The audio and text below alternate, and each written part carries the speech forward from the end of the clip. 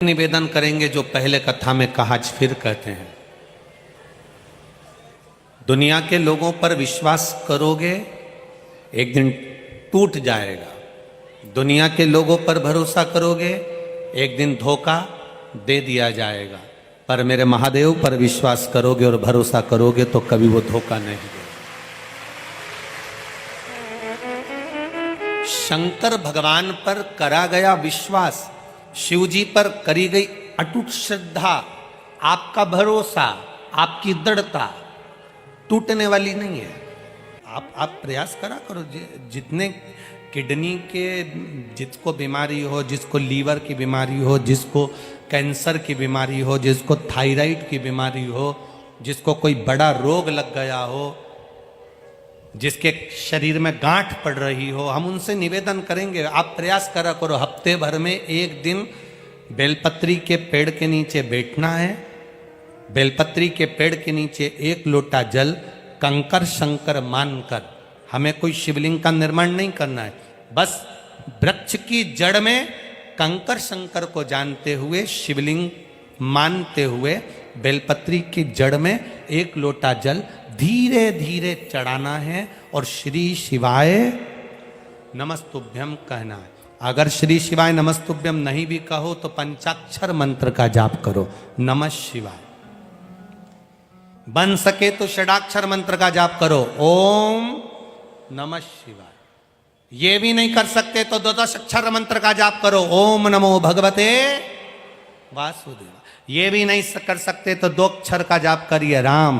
ये भी नहीं कर सकते तो 2.5 अक्षर का करिए कृष्ण। पर जाप करो।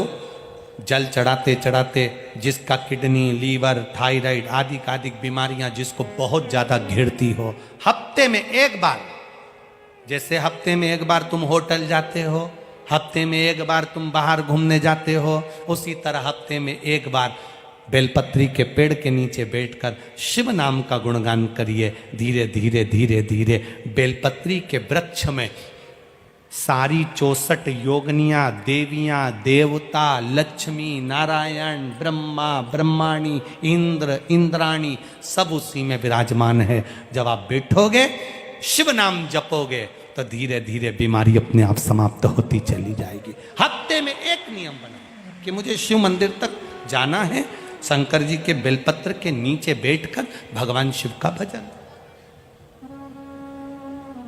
नियम बनाओ।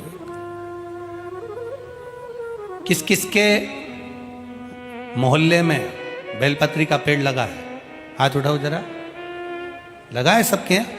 रखो हाथ नीचे। एक बात बहुत अच्छे से ध्यान करना, जो बेलपत्री का पौधा आपके सिर से ऊपर हो, उसी बेलपत्री के पौधे की पत्ती को लेना चाहिए। जो पौधा आपके सिर से नीचा हो, उस बेलपत्री के पौधे की पत्तियों को नहीं तोड़ना चाहिए, क्योंकि वो कुंवारा रहता है, छोटा रहता है। छोटे के कारणवश उसकी पत्तियों को नहीं तोड़ा जाता। जो बड़ा हो, जिसकी छाया हमारे ऊपर आ रही, जिसकी छांव हमारे ऊपर आ रही। कई लोगों को हम कहते हैं बेलपत्री के पौधे की पूजन करना चाहिए, बेलपत्री के पेड़ की पूजन करना चाहिए, तो उन्होंने गमले में इतना बड़ा पौधा लगा लिया, उसी की पूजन कर लेती हैं, उसी की पत्ती तोड़ लेती हैं। अब जरा विचार करो, पौधे में जो तुमने गमले में बेलपत्री का पौधा लगाया वो छोटा है, उसकी छाया हमारे ऊपर नहीं पड़ रही। हमारे शास्त्र क्या कहते हैं?